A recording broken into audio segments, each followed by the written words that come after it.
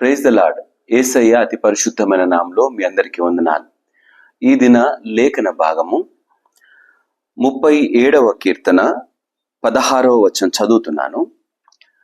నీతిమంతునికి కలిగిన కొంచెమైనను బహుమంది భక్తిహీనులకున్న ధన సమృద్ధి కంటే శ్రేష్టము. కొంచెం కలిగి ఉండుట, సమృద్ధి కలిగి ఉండుట, ఇది మానవ నైజం. ఇటువంటి వాటి కొరకు లెక్కగట్టి చూసుకోవడం. చాలాసార్లు మనము ఈ లెక్క కట్టి మనమేం సంపాదించాం, ఎదుటివారు ఏం సంపాదించారు, మనమేం పొందుకున్నాం, ఎదుటివారు ఏం పొందుకున్నారు, అందులో నేను ఎక్కువగా ఉన్నానా తక్కువగా ఉన్నానా అని వెతుకులాట కలిగి ఉంటాం. ఈ పోటీ ప్రపంచంలో చాలా మటుకు ఎవరు ఏం సంపాదించగలిగినారు, వెనక ఎంత దాచగలిగినారు అన్న ఆలోచనతోనే ముందుకు కొనసాగేవారుగా ఉంటున్నారు. అయితే లేఖనాలు మాత్రము ధన సమృద్ధిని ఈ లోకపు లెక్కతో పోల్చటం లేదు. దేవుని యందు భయభక్తులు కలిగిన జీవితంతో పోలుస్తోంది. భక్తిహీనుడు చాలా సంపాదించుకుంటాడు. అయితే భక్తిహీనుడు సంపాదించుకోవడానికి ఆస్కారం ఎక్కువగా ఎందుకుంటుంది అంటే, నమ్మకమైన స్థితి, నీతి కలిగిన స్థితి, న్యాయబద్ధమైన బ్రతుకు, ఇవేవి కూడా ఆ భక్తిహీనునికి అక్కర్లేదు. దేవుని భయం అక్కర్లేదు. కాబట్టి వాడు ఏ విధంగా అయినా సరే ఈ లోకపులోని ధనాన్ని మూటగట్టుకోవడానికి ప్రయత్నం చేస్తాడు. కానీ భక్తి కలిగిన వాడు, దేవుని యందు భయభక్తులు కలిగిన వాడు, ఆయన ఆజ్ఞలను అనుసరించువాడు, ఆయన కట్టడలను విస్మరించకుండా పాటించువాడు, ఆయన నాతో ఉన్నాడు, నన్ను నడిపిస్తున్నాడు, నేను పవిత్రునిగా బ్రతకాలి అనుకున్నవాడు నమ్మకమైన మార్గంలో కొనసాగుతాడు. అట్టి భక్తి కలిగిన వారి జీవితంలో ఒకవేళ ఆ ధనం కొద్దిగా ఉన్నా ఆ భక్తిహీను దగ్గర ఉన్న ధనం కన్నా ఎంతో శ్రేష్టమైనది. ఎందుకంటే ధనాన్నిచ్చే దేవుని సన్నిధానాన్ని సంపాదించుకున్నవాడు ఇక అందరికన్నా పైనున్నవాడే. మన బ్రతుకులలో ఏం సంపాదించుకుంటున్నాం? ధనాన్ని మాత్రమే సంపాదించుకునే వారంగా ఉంటున్నామా? దేవుని యందు భయభక్తులు కలిగిన నమ్మకమైన న్యాయమైన జీవితం కలిగిన జీవితాలుగా కొనసాగుతున్నామా? ఒకసారి మనం పరిశీలన చేసుకోవాలి. మన ప్రయాణం యేసయ్యతో. ఆయన ధన సమృద్ధి కలిగినవాడు. ఆయన యందు ఎన్నో దీవెనలు, ఆశీర్వాదాలు ఉన్నాయి. ఒక మాట జ్ఞాపకం చేస్తాను. బాగా ధనం కలిగి ఉన్న బ్రతుకులో అన్నీ పోగొట్టుకున్న యోబును ఒక్కసారి గుర్తు తెచ్చుకుందామా? అన్నీ ఉన్నప్పుడు దేవుని కలిగి ఉన్నాడు, అన్నీ పోగొట్టుకున్న తర్వాత కూడా దేవుని కలిగి ఉన్నాడు.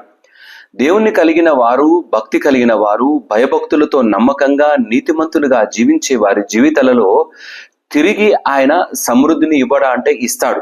ఎంతగా ఇస్తాడు? అనేకుల కన్నా రెట్టింపుగా హెచ్చించి ఎన్నో కొలది ఎక్కువగా నిలబెట్టి నడిపిస్తాడు. ఈ ప్రయాణంలో ఒకవేళ మన ఆలోచన ధనంపైనే ఉంటే దేవుని విడిచిపెడతాం. మన ఆలోచన, మన యొక్క నమ్మకమైన స్థితి దేవుని పైన కలిగిన వారముగా ఉంటే మనము ఆయన నీతిని, రాజ్యాన్ని వెతుకుతూ ముందు కొనసాగుతాం. అందుకే నా నీతిని, నా రాజ్యాన్ని వెతికితే అన్నీ ఇస్తానంటాడు. మనము ఏది వెతికే వారంగా ఉంటున్నాం? ఇతరులతో లెక్క కట్టుకున్నప్పుడు మన భక్తి జీవితం, మన భయభక్తులు కలిగిన ఈ బ్రతుకు ఏ విధంగా ఉందో ఒక్కసారి మనం ఇతరులతో పోల్చుకొని చూడాలి. ఇతరుల కన్నా నెమ్మదైన స్థితిలో గడపగలుగుతున్నామో దేవునితో? నెమ్మదైన స్థితిలో దేవునితో సమయాన్నిచ్చి గడపగలుగుతున్నామా? ఇది కలిగిన వారు ఇక ఈ లోకపు ఆలోచనలు, ఆశల పైన ఎక్కడికి వెళ్ళవు.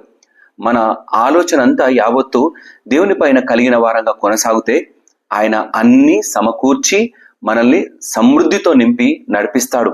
అది ఆరోగ్యం కావచ్చు, ఉద్యోగంలో ఉన్నత స్థితి కావచ్చు, సంపన్నమైన జీవితము కావచ్చు, కావలసిన వనరులన్నీ కావచ్చు, వాటన్నిటినీ మనకు అందిస్తాడు. ఆయన సన్నిధానం నిలబెడతాడు. మన హస్తాలను బలపరిచి అనేకులకు సహాయపు హస్తంగా నిలబెడతాడు. భక్తి కలిగిన జీవితం నమ్మకమైనది. అట్టి బ్రతుకులో కొనసాగుటకు దేవుడు మనకు కృపనిచ్చి నడిపించునుగాక. మర్చిపోవద్దు, భక్తిహీనులను చూస్తూ అయ్యో ఈ బ్రతుకు ఈ విధంగా అయింది అనే మాట కాకుండా, వారిలో దేవుని మాట లేదని వారిని చూసినప్పుడు జాలిపడాలి తప్ప, మనము నమ్మకమైన వారుగా కొనసాగుతున్నప్పుడు ఈ లోకంలో మనకు సమృద్ధి లేదని మన వైపు చూస్తున్న వారి ముందు సైతము బహుబలంగా నిలబెట్టగలిగిన దేవుడు మన తోడుగా ఉండి నడిపిస్తున్నాడు. దేవుడి మాటలు దీవించి ఆశీర్వదించును గాక. ఆమెన్. తల వంచుదాం, ప్రార్థన చేసుకుందాం. మా ప్రియ యేసయ్య, మీకే వందనాలు. అవును నా తండ్రి, చాలా సార్లు మేము నా తండ్రి ఇతరులను చూస్తూ లెక్కగట్టుకునే వారంగా ఉంటున్నాం. నా తండ్రి, మా భక్తి జీవితం ఏ విధంగా ఉన్నదో నా తండ్రి ఒక్కసారి మేము సరిచూసుకునే వారంగా మమ్మల్ని నిలబెట్టండి. మాకున్న ఆ సమృద్ధి అధికమైనది, ఎందుకంటే నీవు మా జీవితాల్లో తోడుగా ఉన్నావు.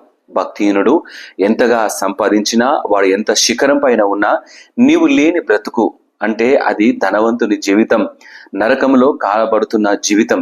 యేసయ్య, నువ్వు కలిగిన జీవితం ఏ స్థితిలో ఉన్నా సరే నిన్ను కొనియాడుతూ ముందు కొనసాగే జీవితం. అబ్రహాము నిన్ను వెతుకుతూ నిలబడ్డాడు. అయ్యా, బహు గొప్పగా నిలబెట్టినావు నా తండ్రి. యోబు నిన్ను వెతుకుతూ ముందు కొనసాగినాడు, నిన్ను విడిచిపెట్టకుండా బ్రతికినాడు. కాబట్టే తిరిగి ఇదివరకున్న వాటికన్నా ఎన్నో రెట్లు ఎక్కువగా సంపాదించుకోగలిగే స్థితిలో బిడ్డను నిలబెట్టినావు. అయ్యా, మా కొరకే ప్రార్థన చేస్తున్నాను. ఈ వాక్యాన్ని విన్న ప్రతి బిడ్డ కొరకే ప్రార్థిస్తున్నాను. సమృద్ధితో నింపు తండ్రి. ముఖ్యముగా నీ ఆత్మీయ మేలను పొందుకునే నమ్మకమైన విశ్వాస జీవితంలో నింపి స్థిరపరచమని ప్రార్థన చేస్తూ, ఈ విశ్వాసాన్ని కోల్పోకుండా ముందు కొనసాగలిగితే నా తండ్రి, నువ్వు ఎన్నో ఈవులను, ఆశీర్వాదాలను, సమృద్ధిని ఇచ్చి మమ్మల్ని స్థిరపరిచే దేవుడవని మేము నమ్ములాగున నడిపించమని ప్రార్థిస్తూ, స్తుతులు చెల్లిస్తూ, అట్టి నమ్మకమైన జీవితంలో ప్రతి బిడ్డను స్థిరపరచమని, ఈ యొక్క ప్రార్థనలో ఏకీభవిస్తున్న ప్రతి బిడ్డను నీ దీవెన ఆశీర్వాదాలతో నింపి స్థిరపరచమని యేసయ్య నామమున అడిగి ప్రార్థించి వేడుకుంటున్నాము నా తండ్రి. ఆమెన్. దేవుడు మిమ్మల్ని దీవించి ఆశీర్వదించును గాక. ఈ యొక్క వాక్యాన్ని ఇతరులకు షేర్ చేయండి. వీలైతే వాటిని ఇతరులకు అందించి వారు ఆత్మీయ మేళ్లు పొందుకునేలాగున మీరు తోడ్పాటు చేసిన వారు అవుతారు. Thank you.